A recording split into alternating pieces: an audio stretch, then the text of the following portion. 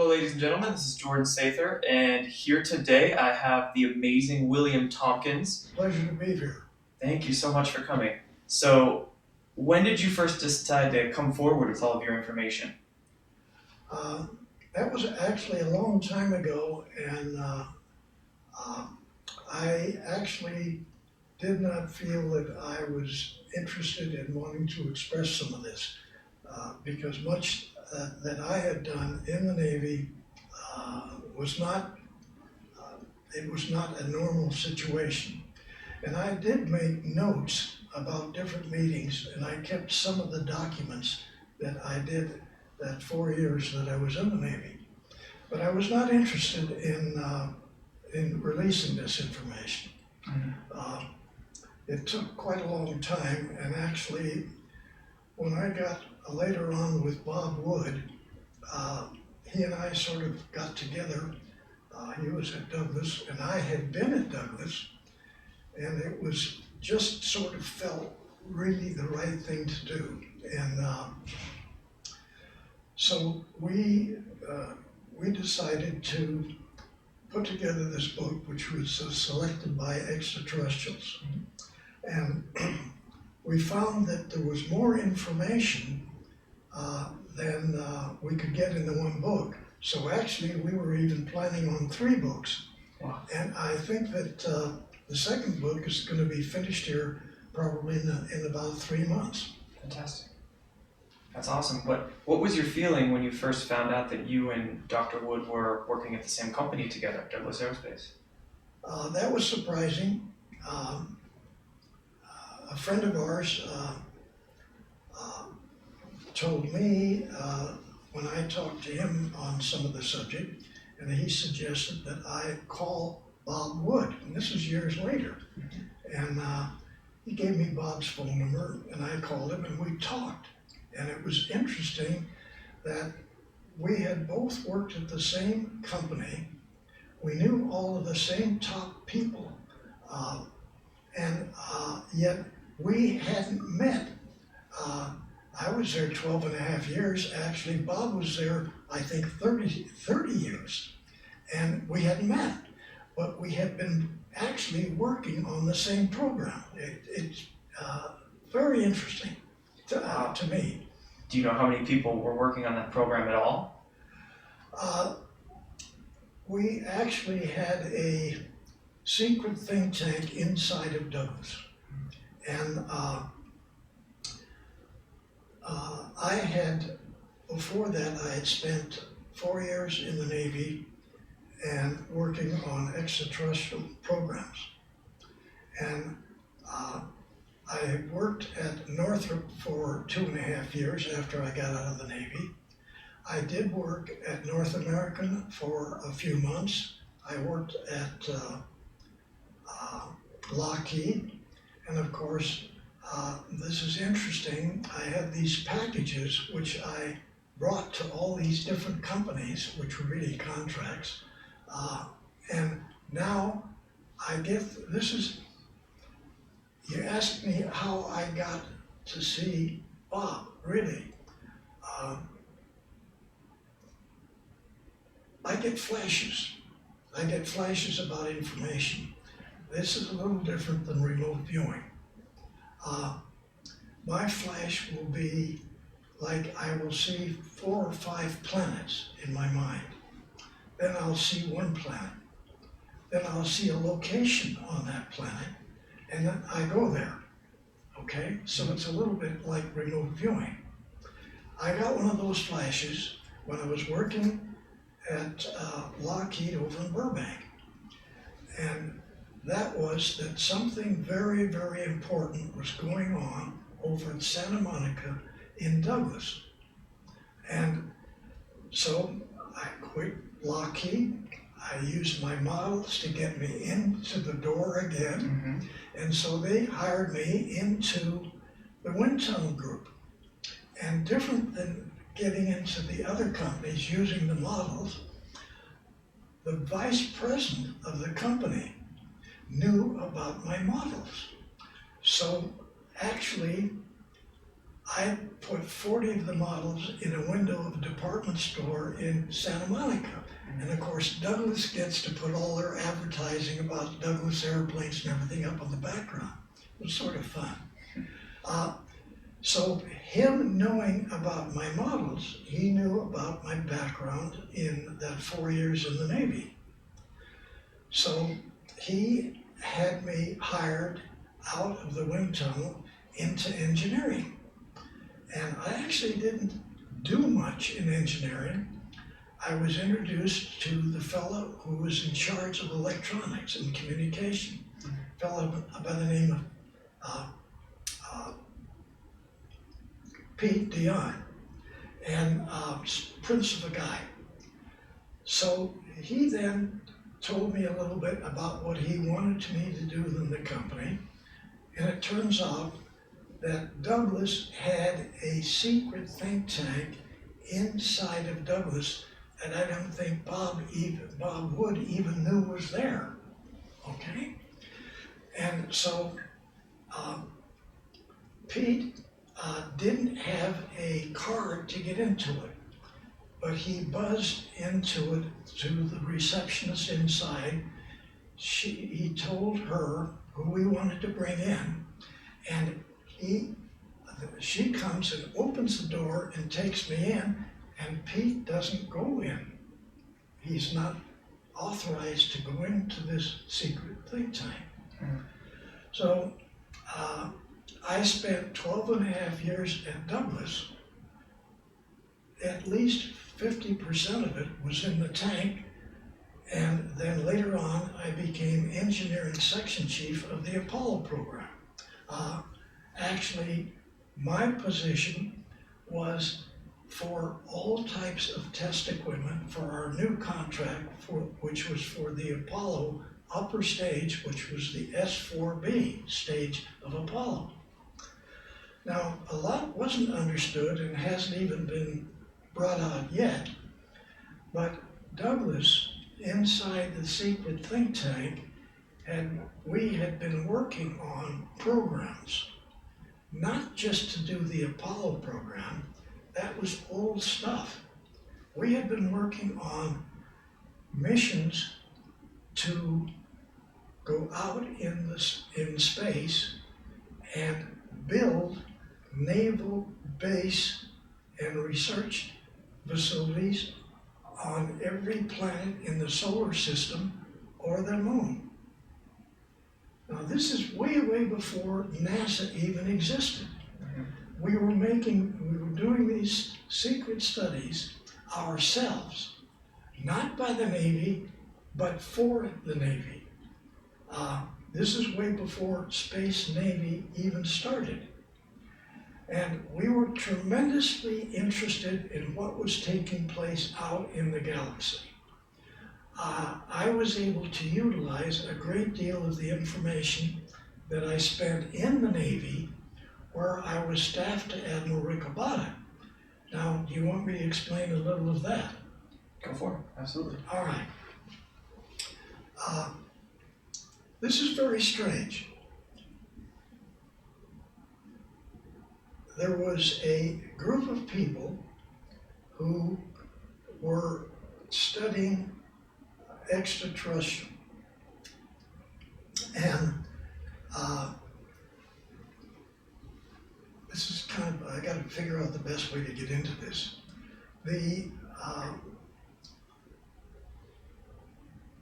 A single Navy operative went into Germany. This is like 1939. He didn't believe this, but there was very strange organizations and different research groups all over, not just Germany, but in the occupied countries too. And strangely enough, Germany was putting in production fantastic vehicles that had literally, they didn't have wings on these aircraft. They didn't have empennage or tails. They had landing gears. Some of them were triangular shape, some were rectangular shape, some were round shape like a saucer. All these different vehicles were Draco Navy vehicles that the Draco reptilian civilization people had come to the planet. They had selected Germany as being their support organization on the planet. So what happened was this spy was inside of German secret laboratories. He spoke brilliant German. He knew all the dialects. He was a German family living in the United States, an American, but he's in Germany. And unlike many spies, he knew much about Germany. He knew where the facilities were. And so he, being a spy for the Navy, found out all of these fantastic situations that were going on inside of Germany. And this is an important point. Instead of him going to his boss, coming back to the United States, he went directly to the Secretary of the Navy, Forrestal. So he explained to Forrestal all this fantastic thing that was happening all over Germany or in the war. And Forrestal seemed to believe this spy. So Forrestal then structured an organization of 24 of the top Navy spies.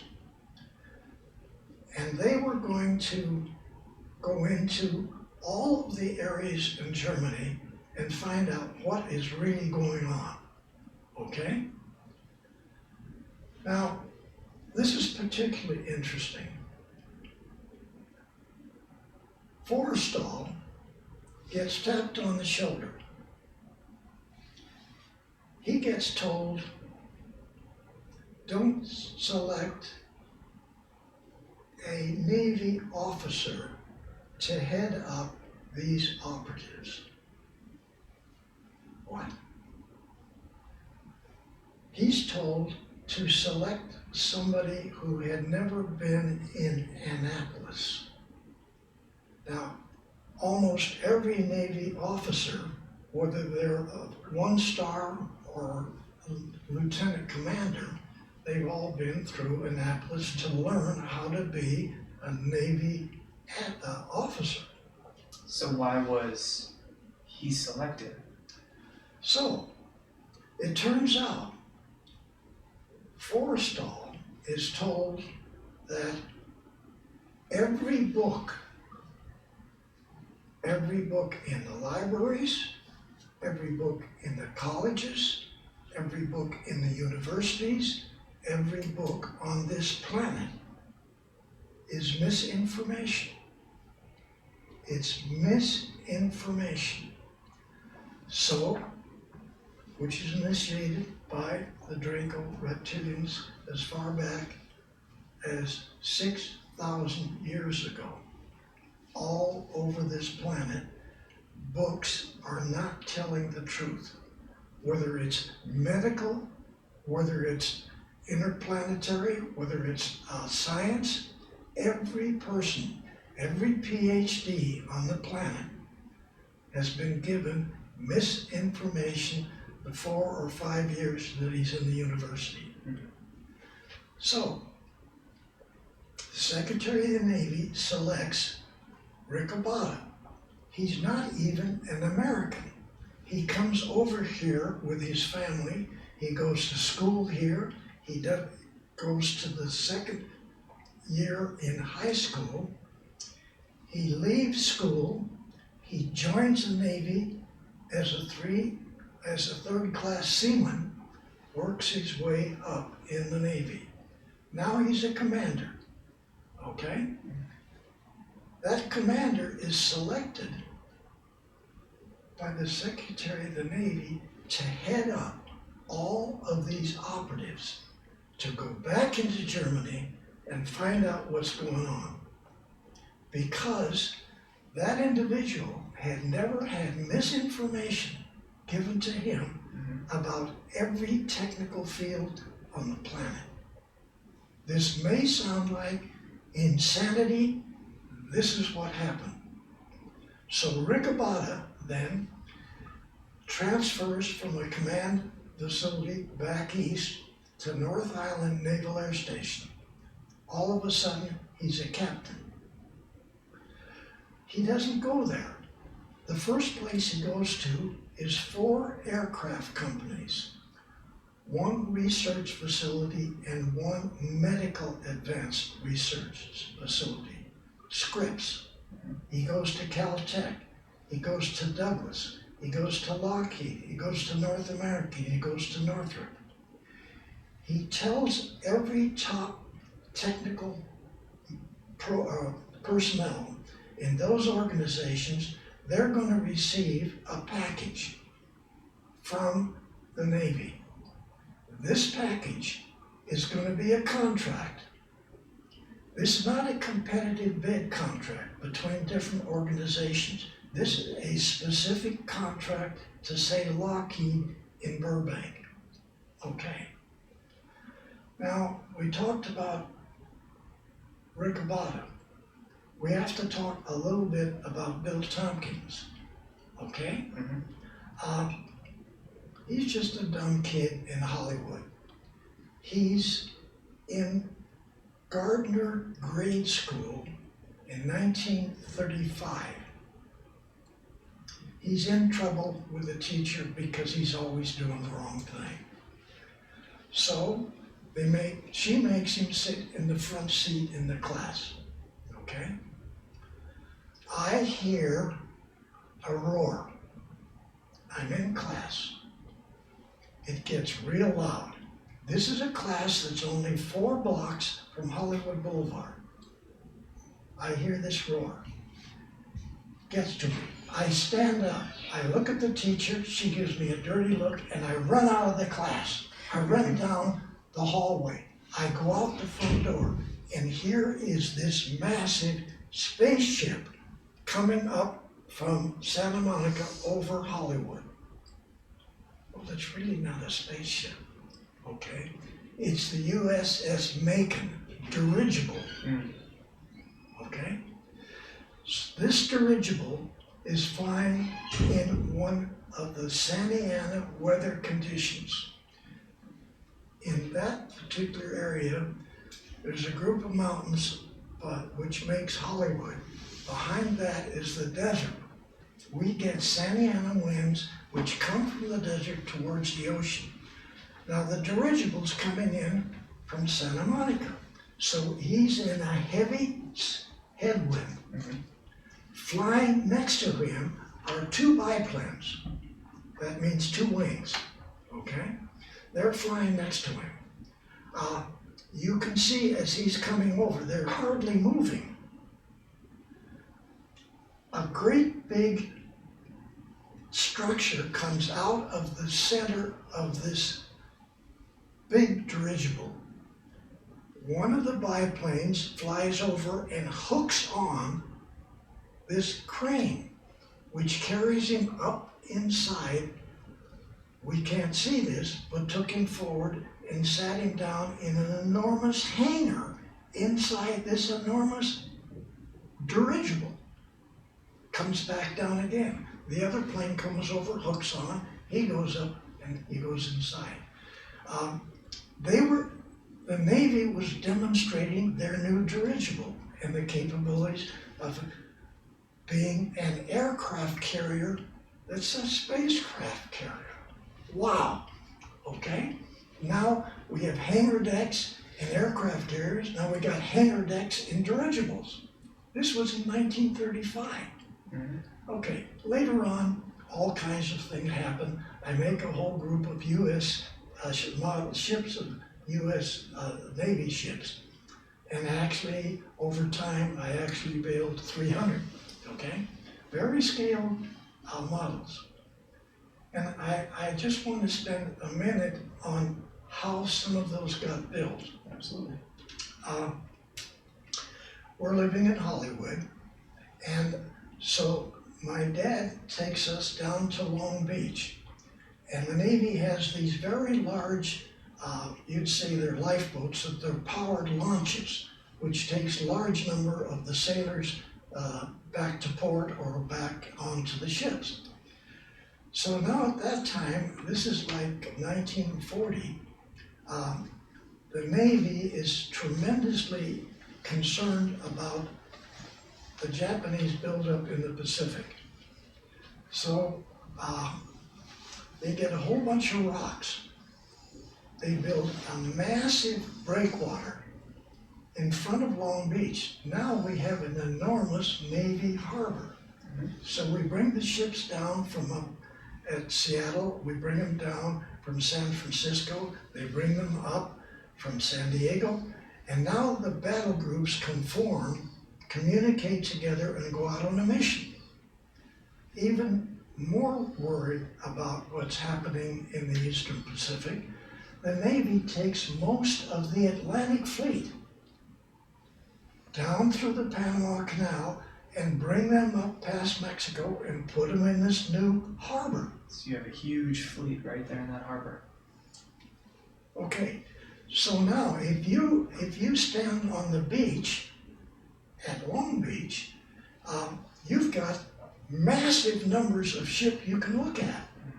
All right, so my dad takes us down to Long Beach to get on these launches and go aboard these ships. Now you can't use a camera, but I can have a little pad to get my details to put on my ship models.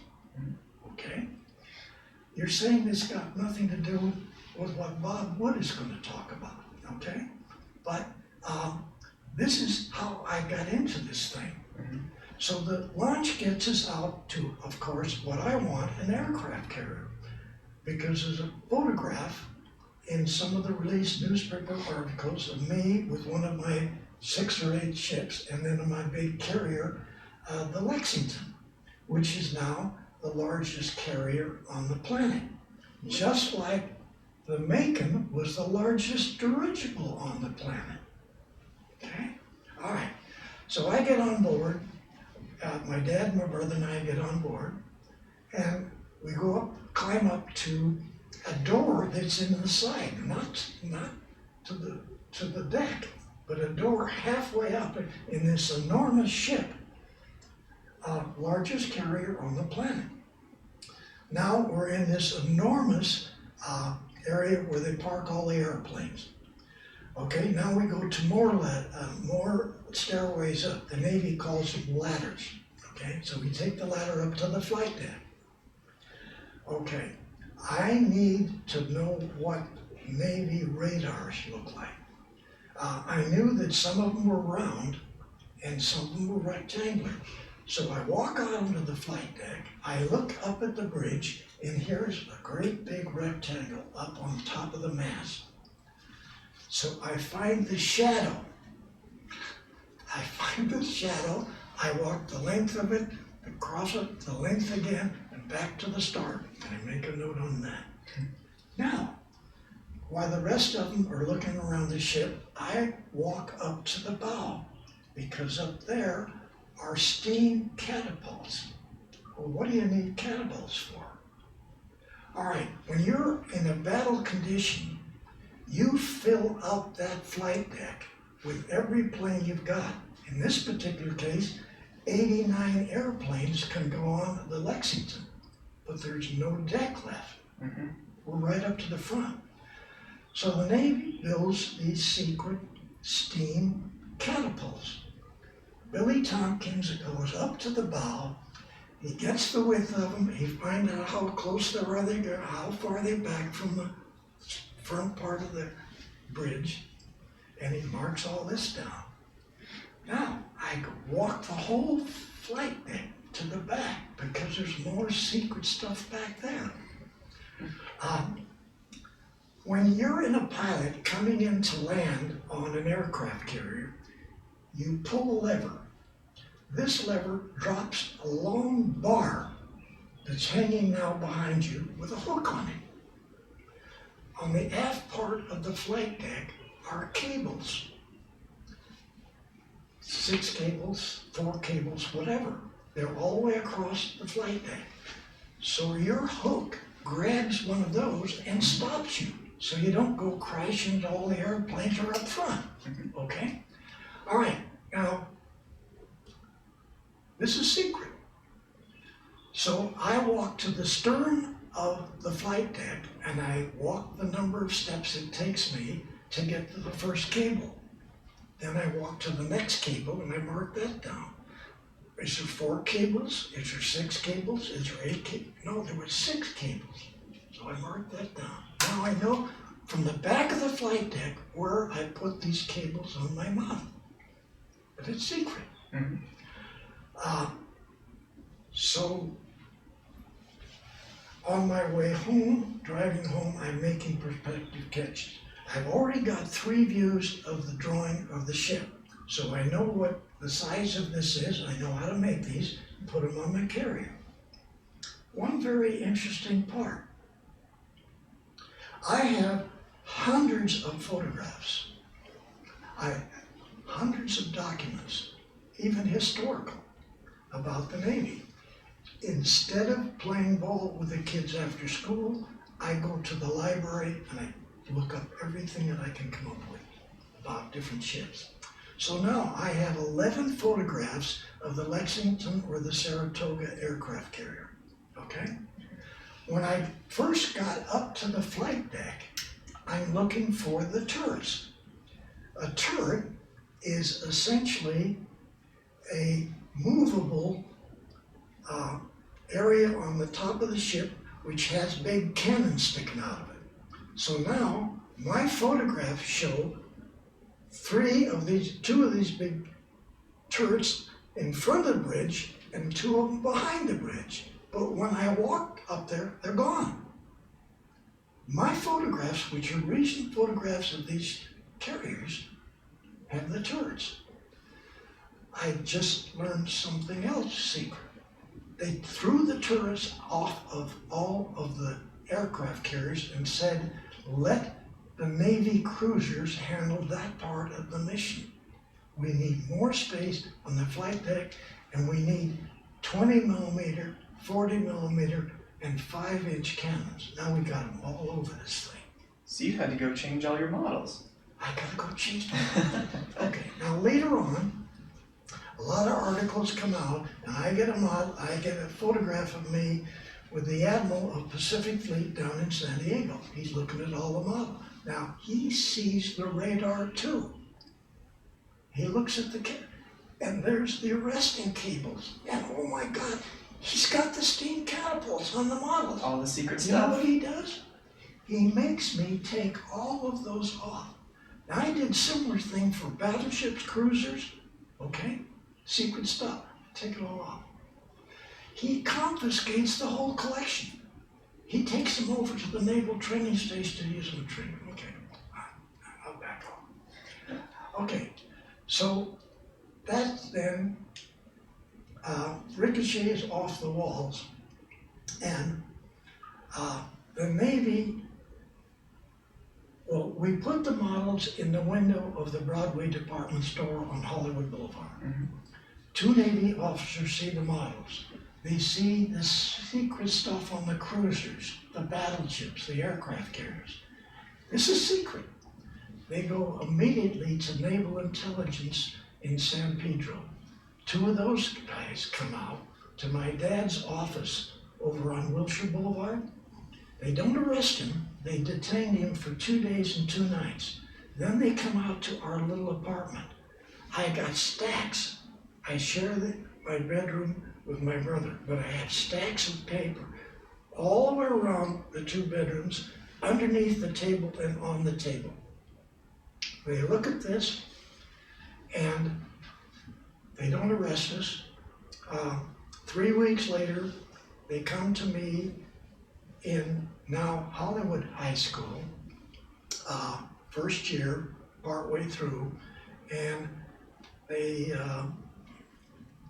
very heavily get me to join the Navy. So I go through boot camp in San Diego. My orders were different than anybody else that graduated from that training center. Most of the fellows go to schools, other fellows go to sea. My orders said to report to Admiral Ricabata, North Island Naval Air Station. Wow. Okay. I'm in the Navy there, and I'm going to skip a lot of this stuff, but essentially, I am an individual that has to review the information the operatives come back with. Now, if you were to go to San Diego and look over at North Island, you're going to see a tall building like this. There's a small office in the top of that building, which is a secret office for the Admiral. This is where the operatives come to. So the Admiral's aide comes to my barracks, taps me on the shoulder, and he only says one word: he's here. We drive over to that building, we get up to the top, we go into this conference room, a small room. Admiral Ricabata sits here, I sit here, and one of 3 other bosses that I have are all captains. So now I have 3 captains as bosses, and now a 2-star admiral. He just got another raise. Wow. He just came back from Lockheed. He just came back from Scripps Institute. He just came back from all the aircraft companies. Wow. Now he's got these operatives coming in. So the operative sits on the other side of the table. He discloses to us these fantastic things that Germany is doing that make no sense. Now I have 8 girls and 3 PhDs as a group. We put together a package from what the operative brings back. Some of it is photographs. Once in a while, it's a manual, hardly any manual. A couple of manuals were not even in English, German, or any other language. They were extraterrestrial hieroglyphics. Wow. What did you think of all these manuals when you first started seeing them? I don't believe it, okay? And so, we put together these packages. I put the package, which is now a contract, to Lockheed, or to Douglas, or to Scripps Medical, okay? This contract is not a competitive bid contract. This is a contract to Lockheed to do this, to take this information, find out what in the world it is, how it could work, what the operation could be, to what's the purpose of this information. So now, for 4 years, I fly this information to every top organization, medical, astronomical, scientific, research companies, universities, every place, on a secret basis where nobody knows what they're investigating. How long did it take you to begin believing the information that you were... I will tell you, I believe the second operative that came in, this fellow admitted that this was insane, what was happening. You know, you have to try to visualize this yourself, because here you are now over there as a Naval Intelligence officer, a spy. You see all of this stuff. You hear it. You understand what the Germans are doing. They didn't just get documents from the extraterrestrials. They got brand spanking new space vehicles. Here's one. Here's another one. They brought these. They take you inside. They show you how to drive it. This is totally unreal that this happened like in 1942 on this planet. Extraterrestrial come from who knows where out in the galaxy.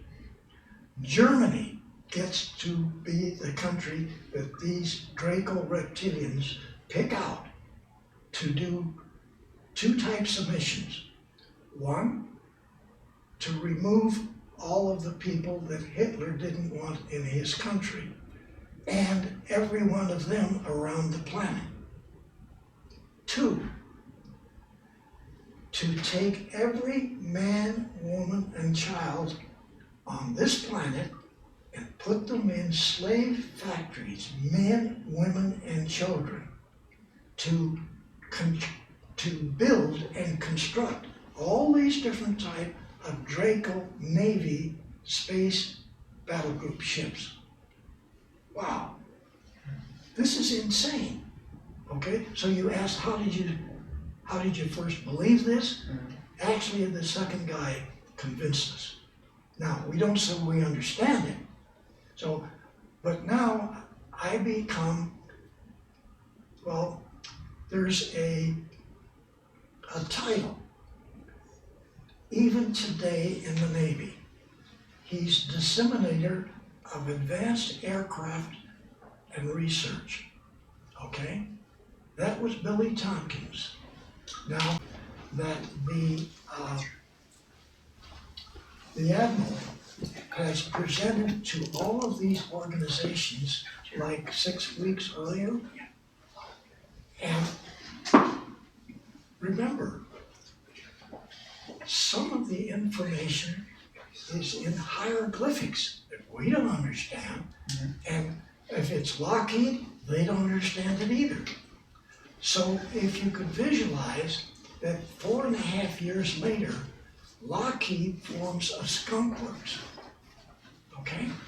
Now, one of the purposes of these people getting together today is think tanks. So what happened? I did over 1,000 missions to different organisms, many sometimes 6 and 8 times with new information.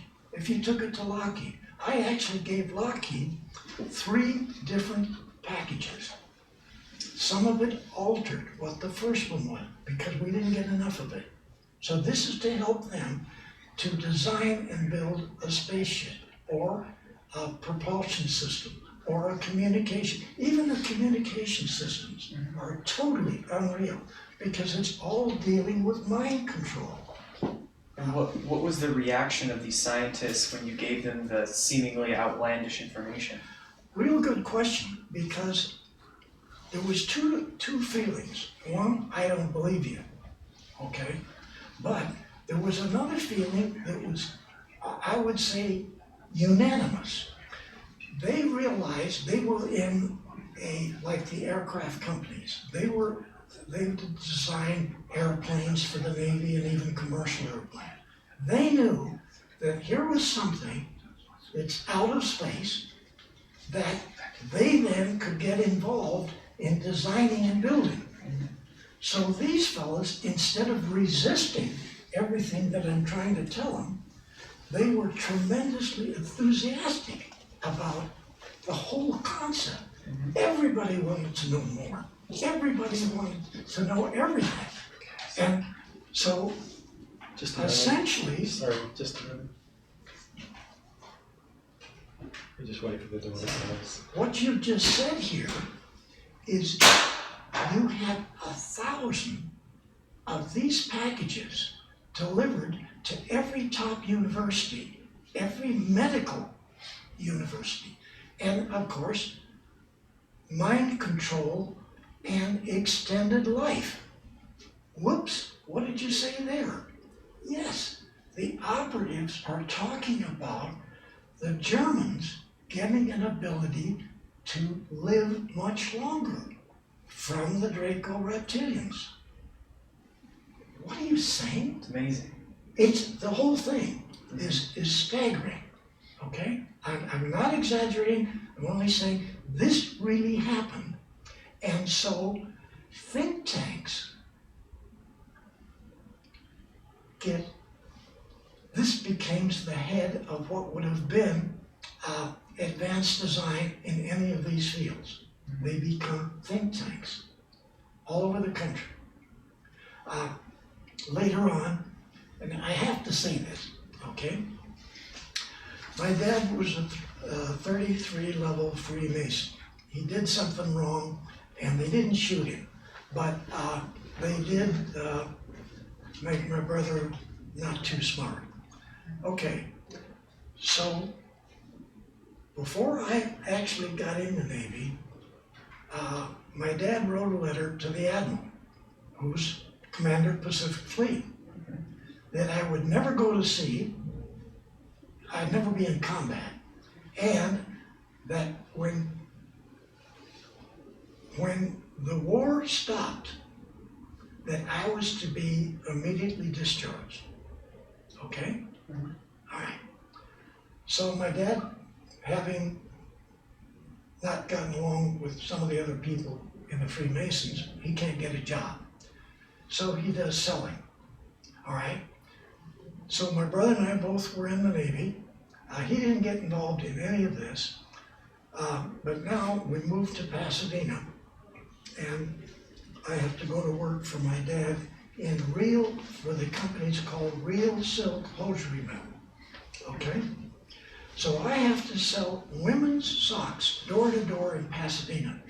Now you know what I've been doing for the last 4 years. Okay? Quite a jump. All right, this is hard to do. Then my dad gets fired from that company, so he gets another job for John's Manville Rock Wool to door sell people to put insulation in the wall and insulation in the ceiling. I had to go sell that door to door, okay? That didn't hold too good. So my brother stayed with my dad, I quit. And I used my models to get me a job in Northrop. I worked for Northrop for 2.5 years. I went in again in the wind tunnel department because I built the models and they have models in the wind tunnel department, okay? Then somebody found out what I did in the Navy, security-wise, getting a security clearance. So they put me in a secret laboratory which is designing not flying wings like Northrop does, okay? These are just a fuselage with no wings and no tail. Half airplane, half spaceships. This is what Northrop is designing. Wow. All right, I told you about the flashes that I get, okay?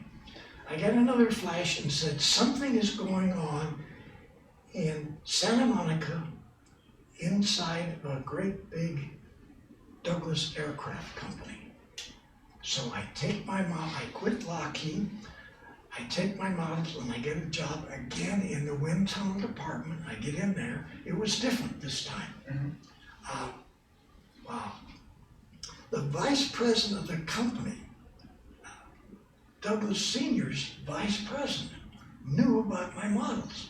So he confiscates all the models, makes me put them in a great big window in Santa Monica, and he gets all this Douglas advertising on it. Did you ever get any of these models back?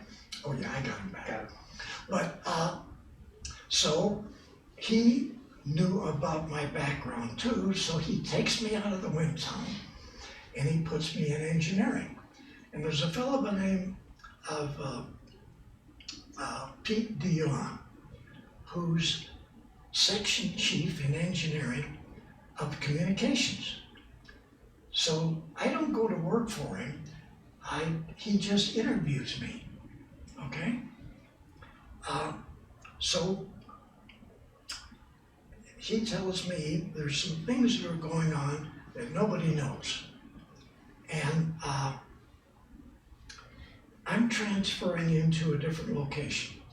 I don't know what they do, but I know there's something going on over here. So he takes me down through kind of a strange thing. You come out of engineering you go down through a hall that turns to a hall that turns to another hall, which is accessible for an airplane to land on the runway, and the admirals can come in the back door. Okay? All right. So there's this credit card thing that you put into this, and that'll get the door open. I don't have those, but a telephone call had gone into somebody inside. So at a specific time, the door opens. Now, Pete Dion doesn't go in. He can't even see in. So now I go in this thing to a quite large reception area. A reception area that you would actually have if you're bringing an admiral to investigate his contract of what's being built, okay? So this door, which you go all through, they can come in from the airport and do this. So the lady is very nice. She introduced me to several of the PhDs there. This is a think tank, a secret think tank inside of Douglas. They have all of the information. I can't believe this, but after I'm in there for a while, in the files, I find 3 of my packages I had given to Douglas 8 years earlier. That's an amazing Wow. story. Okay, it's amazing, truthfully. And what took place there was truthfully uncanny, because yes, they knew about wanting to go to the moon, but we put together programs that went all the way out into the galaxy, not just this galaxy, which were really the mission that was 4 stages of Apollo. Now, you never heard anything about any of these other 3, never been published, okay? I'm going to tell you what they were. Yes, we had one contract to do whatever is necessary, build an Apollo vehicle or whatever, and get to the moon. We got a contract separately for the S4B stage, the control stage of Apollo, okay? That came 7 years after what we had been doing inside, and 4 years before NASA even existed. 4 years before the paperclip people got organized from Germany. So here we are, second phase of Apollo, to design and build a 500-man naval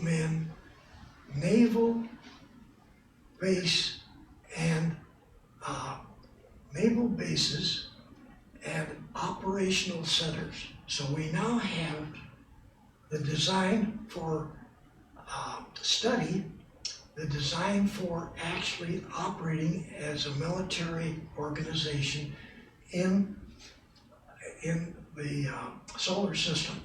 So we were to go to every planet and or their moon and build these facilities. Was this successful? We didn't do it, okay? Second phase, we were to go to the 12 closest stars and do the same thing on those planets. We found out then that Alpha Centauri, being the closest star, had 2 suns. The radiation factor was going to be fantastic, so we stopped that part, and we were then to go the 11 closest stars and do the same thing, plus another thing. We were to set up commerce, not just the naval missions, but commerce. All right? 4th phase, go all the way out in the galaxy, set up commerce with other extraterrestrials, and some cases use the Navy space operation, which is the real Apollo program. You only did the first stage, because when you got to the moon, the reptilians were all around it, and you've seen some of the photographs, okay? All around it. And what you may not have seen in that illustration, it showed these great big vehicles, which one's in my book, Selected by Extraterrestrial, all the way around that part. The Draco guys in uniform are standing underneath there, underneath every one of those vehicles with their hands on their hips and they're giving you the finger. Wow. Okay, I've talked more than I should have talked, but that's essentially what I've been doing. And now, what is your main goal in bringing forth all this information with avenues such as the Secret Space Program book? Okay, what I want, okay, and actually Bob Wood, Michael Solis, all these fellas all want this, but I want this information to get out to the public. Now, I'm going to say something here, and no, I'm not. Can't say that. All right. I can say to you, I am still involved, okay, with the Navy, Nav Space. But you are allowed to say these things here. But I've been allowed to write this book. I've been allowed to talk about this subject, and I'm going to say everything I can say that I'm allowed to, okay? So my reason for being here is to get enough people to understand what's really happened and get involved in this. Not just read a book, like read my book. Get involved with all of these technical groups. MUFON is the top organization on the planet to try to divulge this. It's the best vehicle, but there's a lot of other ways we can talk about this, get it onto program, get people to know what's really happened, because you have more of a problem than you think you do. There's very serious problems with, there's many different species of extraterrestrial who are here. All of them have the ability to make them so you can't see them. All of them. Draco people, the ones you see that look like us, that's not what they are. They're 9 feet. They have the ability to control our mind and make them look like humans. Okay?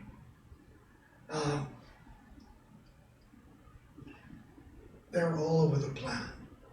We need to fix this. We need to fix what they're doing. We need people, we need everybody to understand what's going on so that we can fix this situation, get these people out. We do have friends. We got Northern people, we got blue people, we got quite a number of other species who are good guys. So they're helping us. We need to work with them as much as possible and try to stop this control.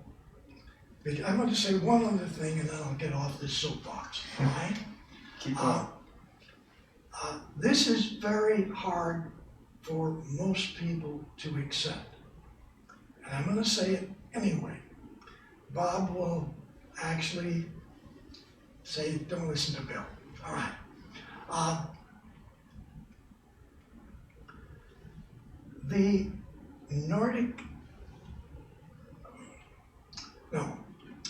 The U.S. Navy spies operative told us that essentially we were only using 2.3% of our brain.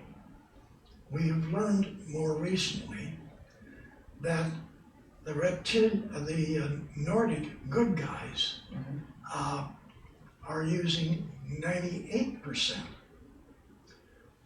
We have been controlled for roughly 6,000 years mentally by Draco reptilians.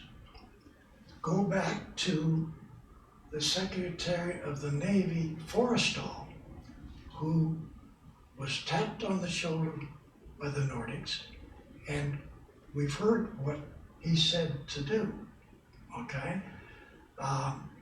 The Draco reptilians controlling much of the governments of every country on the planet don't want that out.